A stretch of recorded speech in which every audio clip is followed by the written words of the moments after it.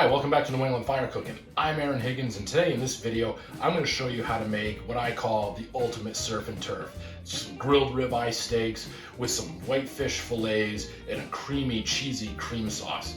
And this is going to be absolutely fantastic. We got a nice cold New England winter day. Perfect day to do a dish like this. And this video also marks the last installment in our series of a collaboration with a company called Good Chop. And for those of you tuning in for the first time and maybe never seen this before, never heard of Good Chop before, what they are a meat and seafood subscription service. Fresh meat, fresh seafood, steaks, ground beef, pork chops, chicken, fish, you name it. And what I can tell you about my overall experience with Good Chop is that they've been absolutely outstanding.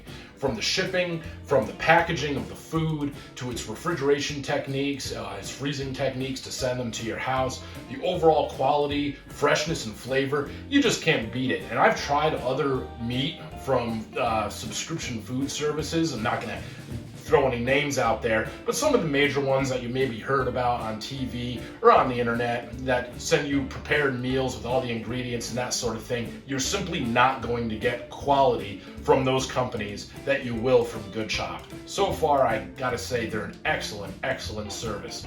Overall, I gotta say, Good Chop knocks it out of the park.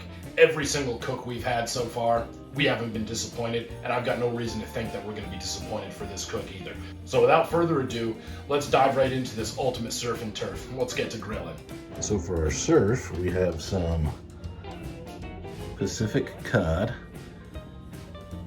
from New England, so I'm used to the Atlantic cod. This will be interesting to check that out. And for our turf, we have two 10-ounce ribeye steaks. They're about an inch thick or so. Sent to us from Matt at Good Chop. So what we want to do with this cod is we want to get it seasoned. Now to do this, what I want to do is I want to put a little bit of oil on this fish. And I just have some olive oil, and I'm just going to do a light brush over each fillet. So now that we got some oil on this fish, I'm going to be seasoning it with this Everglades fish and chicken seasoning. And I'm not going to go too crazy when I apply the seasoning to this fish, because we're also going to be cooking this fish in a cheesy cream sauce, which is going to have a lot of flavor on its own. So you want to apply a fairly light coat, just enough to add a nice flavor profile to it. Next, before we make our cream sauce, I want to top this fish with some of these seasoned breadcrumbs. Not really sure how they season Pacific cod on the Pacific coast, but over here in New England, breadcrumbs, especially these seasoned breadcrumbs on fish, is just standard issue for us. So add as much as you'd like. Just go with a medium coat, just enough to cover the tops of them, and then we're going to make this cream sauce. So for the cream sauce, what you want to do is you want to begin by melting 3 tablespoons of butter on medium heat. So once your 3 tablespoons of butter has melted, what you want to do is you want to slowly add 3 tablespoons of cornstarch. Okay, and then after that, you want to stir it in and get it nice and incorporated, and you want to cook it for about 1 minute. After cooking for 1 minute, you want to add your cream, and that is 2 cups of heavy cream right to your cornstarch butter mixture. Then after that, add 1 cup of whole milk, and then combine thoroughly. You want to make sure that we get this all mixed up and well incorporated. After you've mixed everything together, add 3 tablespoons of Parmesan cheese, and then mix that Parmesan cheese in thoroughly. And then a teaspoon of black pepper and a teaspoon of kosher salt. Now what you want to do is you want to give it a final stir and then let it simmer on low heat for about 10 minutes. After that, add it to your pan of fish, pour it in and around the fillets so it comes right up to where the breadcrumbs are on the fish. So I'm down here, I'm firing up the Weber kettle. I just lit up a chimney of Royal Oak lump charcoal, and that's what we're going to be grilling these steaks on. Okay, Okay, so I have the Traeger cranked right up to high. It says about 450 degrees. It usually never gets that high, especially in the colder months like November in New England.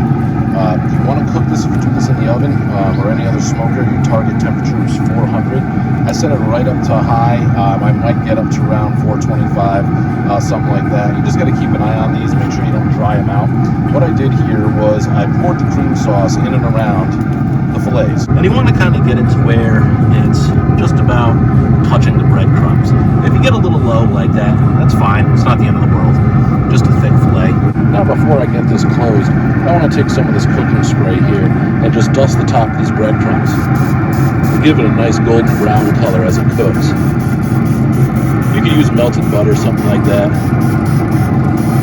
I use the cooking spray because it goes on nice and even.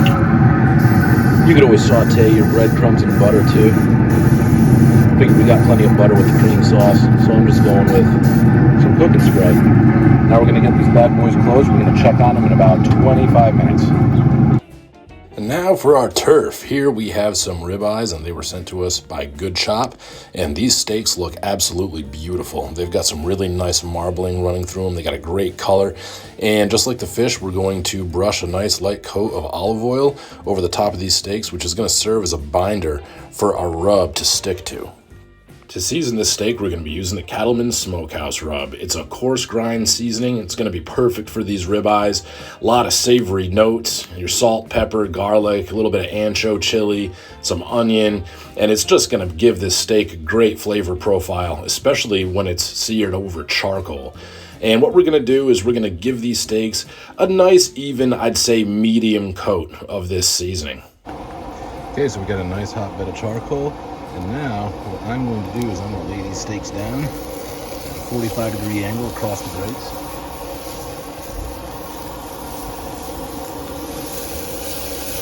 Just like that. We're going to give them about a minute and then give them a twist. So after a minute, give your steaks a 45-degree twist, let them roll for another 30 seconds, and then give them a flip. You want about a minute and 30 seconds per side. Okay, you guys, so here we are, the coup de grace as far as my Good Chop review. This is the very tail end of the box that Matt sent me from Good Chop. It had a whole bunch of goodies in there. And I wanted to go out with a little bit of a bang, do a surf and turf, use the ribeyes and the fish, and just come up with a really awesome dish. So, real easy. Not hard at all. We made the cream sauce, put the recipe up on the screen, and you just kind of set that aside, keep it warm. We seasoned our fish with the Everglades fish and chicken seasoning. We just gave it a nice light coat. Didn't go too crazy. You're gonna get a lot of flavors from the cream sauce and the breadcrumbs. And after we seasoned it, we hit it with the breadcrumbs, left it right in the pan, fired up the Traeger, ran right at 400 degrees. That's your target temperature, is 400. Put our cream sauce in until it was almost touching the breadcrumbs. If it's a little bit short, that's not the end of the world. And we just let that roll for 25 minutes. We got our Weber kettle fired up with some Royal Oak lump charcoal, and then we seasoned these ribeyes with a Cattleman's Smokehouse blend, let them hang out for about 15-20 minutes, got them right on the grill. We're about a minute and a half, minute and 45 seconds aside, depending on how you like your steaks cooked. And now, here we are. I had a little bit of green beans that I steamed because, you know, you gotta get those veggies, make your physician happy. So, poured a little bit of the cream sauce. The cream sauce thickens right up, makes a nice cheesy cream sauce. Put a little bit of that on top of these cod fillets, and I cut into the steak just to get some photos of it. It's right at the mid-rare. That's how I love my steak. Now I want to give this a shot. What I do want to try first is I want to try this fish. See how I did here. See what Pacific cod tastes like.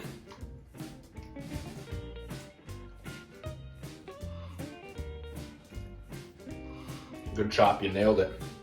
This is really good. Flaky, it's tender. Cream sauce keeps it from drying out. Yeah, cream sauce is on point. What's nice about that cream sauce, the fat in the cream sauce picks up a lot of that smoke flavor from the Traeger. That is delicious. This is utterly delicious. In fact, I think I might be liking the fish a little bit more than the steak. But I haven't tried the steak yet, so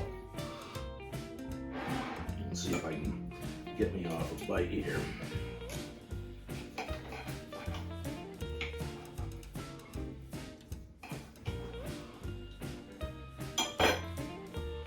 looking for tenderness, I'm looking for nice char flavor.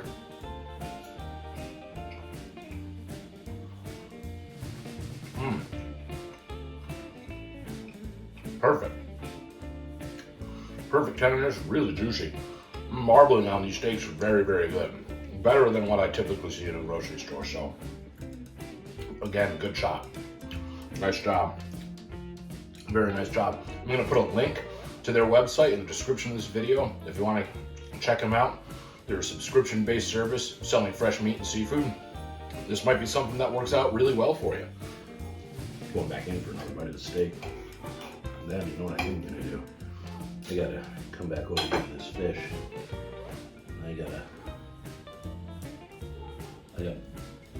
Double decker this one here.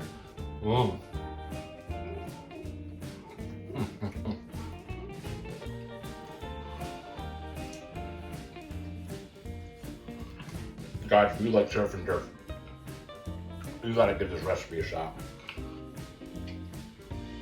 That is out of this world, no question.